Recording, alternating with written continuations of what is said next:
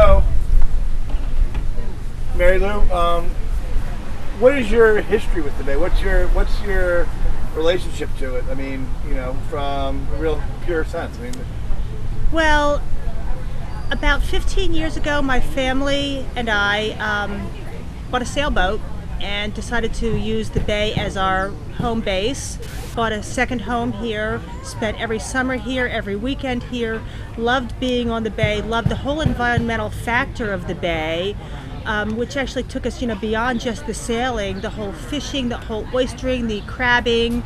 I have 4 boys who then were in between elementary school, middle school, and early high school, and they all, as did my husband and I then, get totally involved once again with the whole oyster, learning about the oystering factor and trying to improve the numbers of oysters in the Bay, the crabbing, once again also the environmental stuff with keeping the numbers of fish going and the increase of fish. And my sons had also done some volunteer work at the Oxford Lab and at Horn Point, so they were really, really involved and brought it back into the family. So it really took us, I said, once again, taking the sailboat way beyond just going out there and capturing the wind, which is wonderful, but it really brought the whole environmental effect of the Bay and what had happened to it, and what our interest and purpose as a family was with the Bay for the future. And I think my kids had really learned so much, to the fact that 2 of them have studied biology in college specifically because of their interest in the Bay. That's wonderful. Oh my gosh. that's great. Yeah. We're wearing like almost matching shirts today. We are. That's a good thing. So, what do you think? Because, I think you might be the most well-informed person that we've talked to today, for sure. What do you think farmers, watermen, and environmentalists can do to really come together on this issue? Because there seems to be like a divide. The farmers are over here, watermen are over here, and environmentalists are kind of in the center.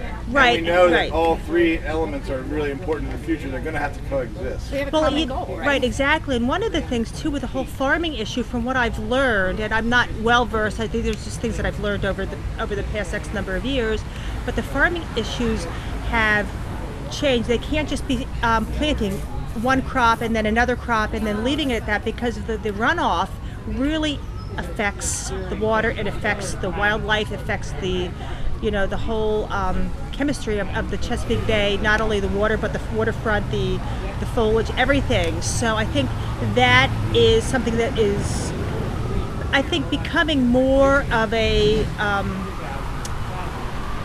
issue that has been overcome, and the farmers are really trying to work with that. Because we got to have farmers too. Absolutely. I mean, because look at the farming in Talbot County is such an integral part of our life, and just being here at the farmers market, with local produce, that's what you're going to do. So I think the farmers are, as I said, are taking a special interest in doing what, I don't want to say crop rotation, I don't know what you would necessarily call it, but adding different types of crops, et cetera, to balance the environment in a better note, to not only the land but the water.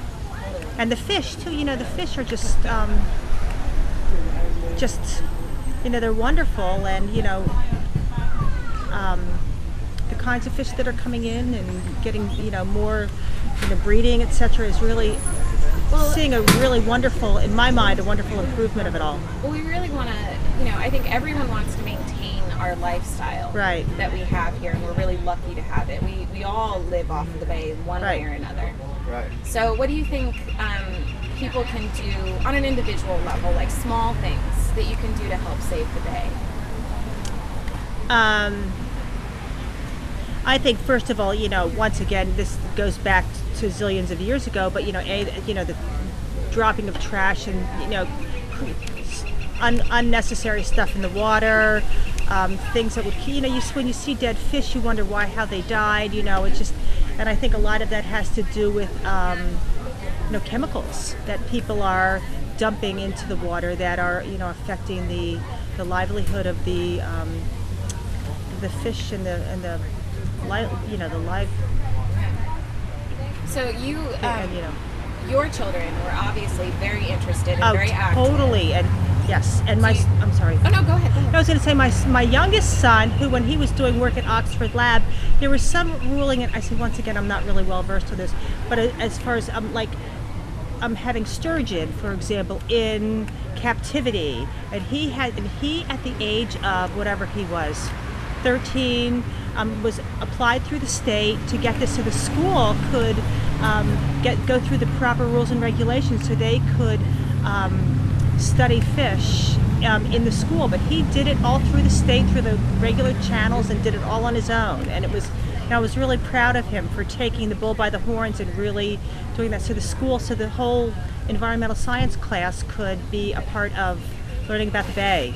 And we actually donated some huge fish tanks to the school too, which were used for purposes of bay fish. Amanda, what improvements have you seen in the bay? In the bay, I said, just the one, just knowing that the number of crabs, the increased number of crabs, the whole oystering, I think, has really taken a real, because it still is a serious problem, but I think that there's I've seen a real increase in the oystering. Well, in awareness, right? Awareness, exactly. Awareness is definitely the first step, and I've seen a lot of that. Because you can, for example, you can oyster at your home, which 5 years ago I didn't realize that you could do, or not, maybe 7 years ago I didn't know you could do that, and then you can go and you can do it. It's great. You can be involved with these issues like that. So it's great. Perfect. Thank you so much.